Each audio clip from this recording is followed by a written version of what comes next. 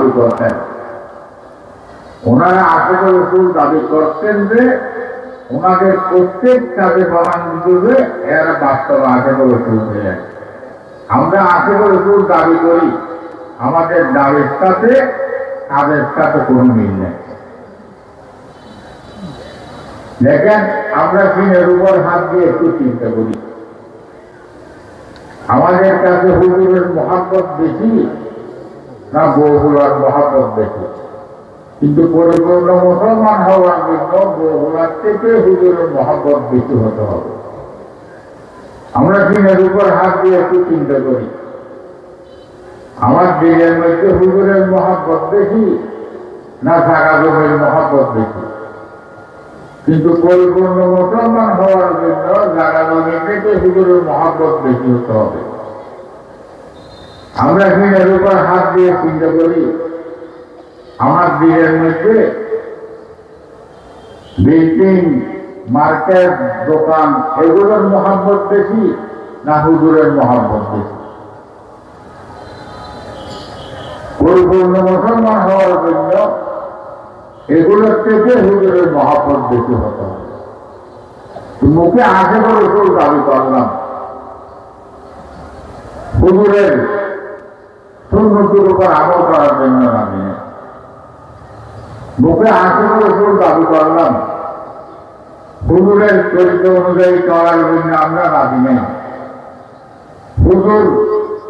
হুজুরের আশিক যদি আমরা দাবি করি, তাহলে হুজুর যে কাজগুলো করার জন্য আমাদেরকে হুকুম দিয়েছেন ওই কাজগুলো আমাদেরকে করতে হবে না? আর হুজুরের আশিক দাবি করলাম, হুজুর যে কাজগুলো করার জন্য হুকুম দিয়েছেন ওগুলো করার জন্য আমি রাজি নেই। হুজুর যে কাজগুলো করার থেকে নিষেধ করেছেন ওই কাজগুলো আমি করতেছি, আমাদেরকে আশিক রসুল করাতেই হবে।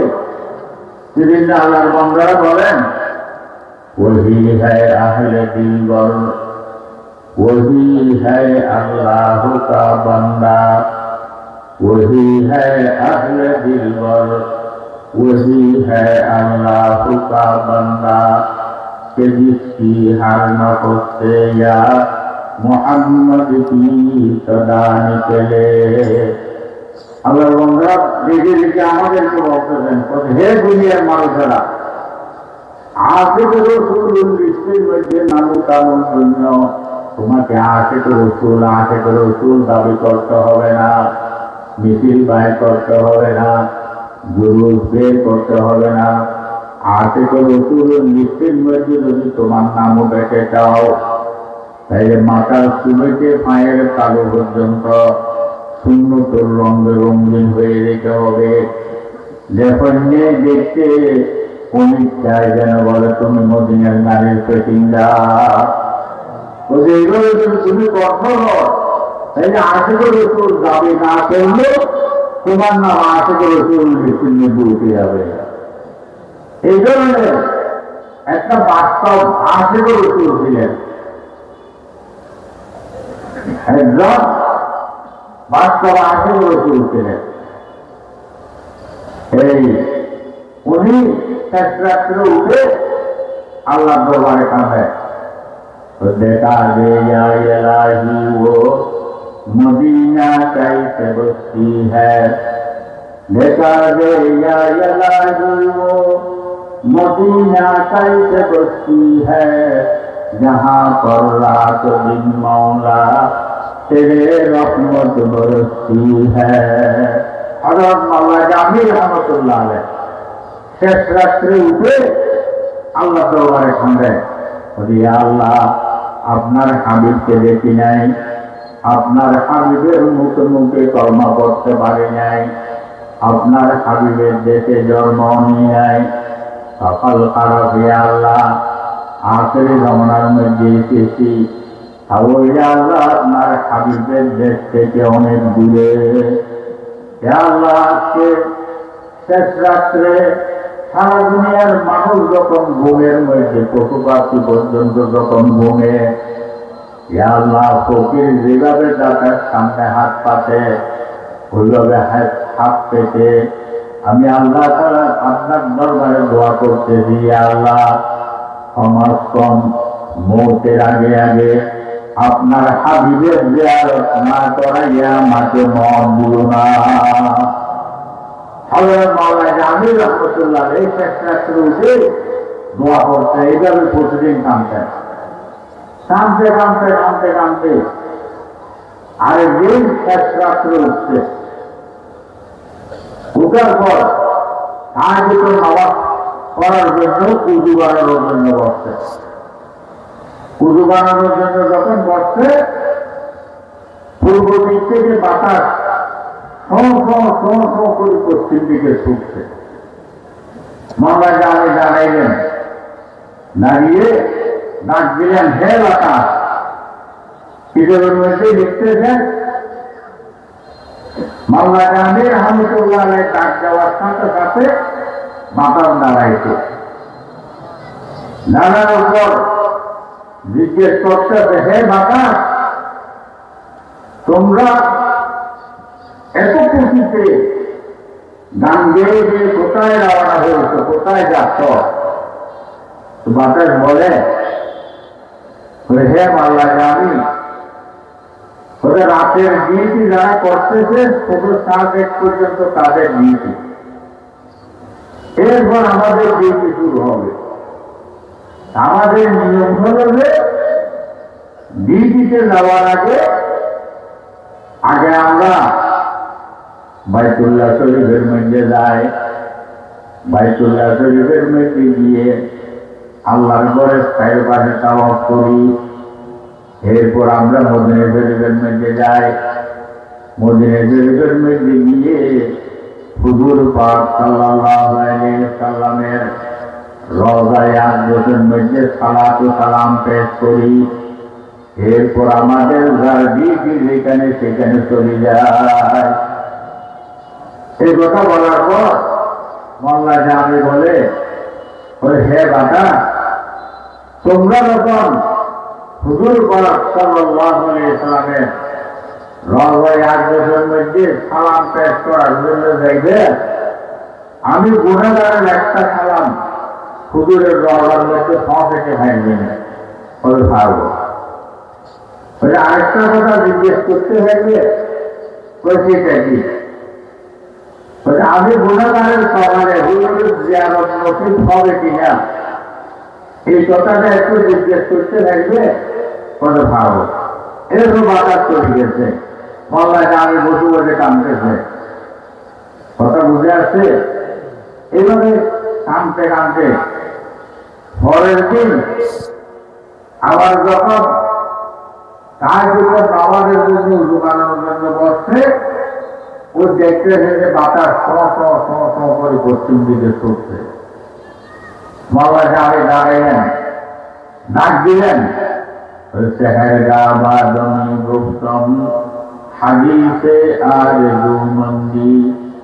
সেহেরগা বাদমি গুপ্তম হাদিসে আরজুমন্দি। खताबा मबके वासत सौ बालता बे खुदाबंदी। डाक दिलेन, হে বাতাস। মাথার দাঁড়াইছে, দাঁড়ানোর পর জিজ্ঞেস করতেছে, তোমরা হুজুর পাক সাল্লাল্লাহু আলাইহি ওয়াসাল্লামের রওজায়ে আকদাসের মধ্যে সালাম পেশ করার জন্য গিয়েছিলাম? বলে গিয়েছিলাম।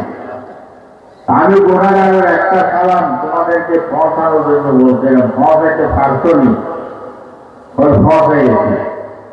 আরেকটা কথা জিজ্ঞেস করার জন্য বলছিলাম, আমি গুনাহগারের সকালে হুজুরের জিয়ারত নসিব হবে কিনা, এই কথাটা জিজ্ঞেস করার জন্য বলছিলাম।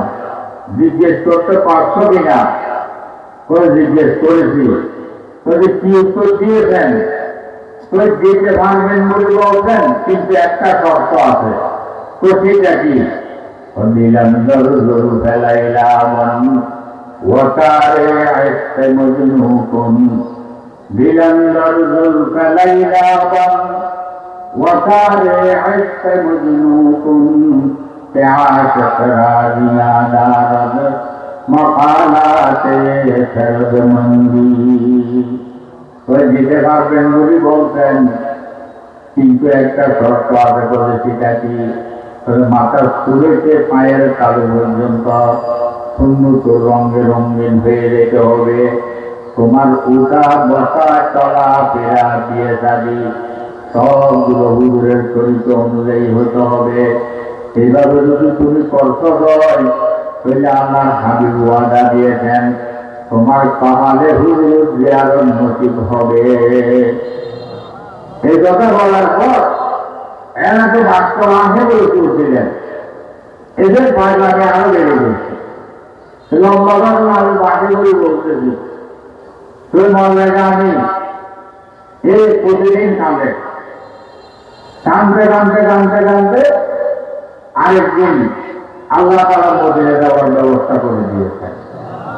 কিতাবের মধ্যে লিখতেছেন, তোমার আল্লাহ জানি আরেকদিন মদিনার দিকে রওনা হয়ে গেছে। যখন রওনা হয়ে গেছে, এরা তো বাস্তবাসী করে তুলছিলেন, এত সামনের দিকে যায়, এত পাগলামি বাড়ে, এত সামনের দিকে যায়, এত পাগলামি বাড়ে।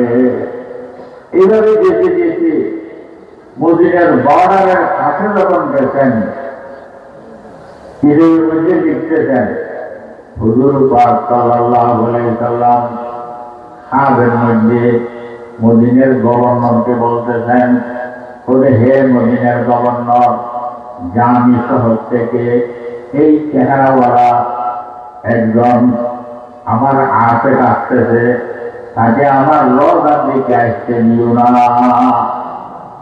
বলে এই খাদ দেখার পর মদিনার গভর্নর সৈন্যসেনা নিয়ে বর্ডারের মধ্যে গিয়ে হাজির।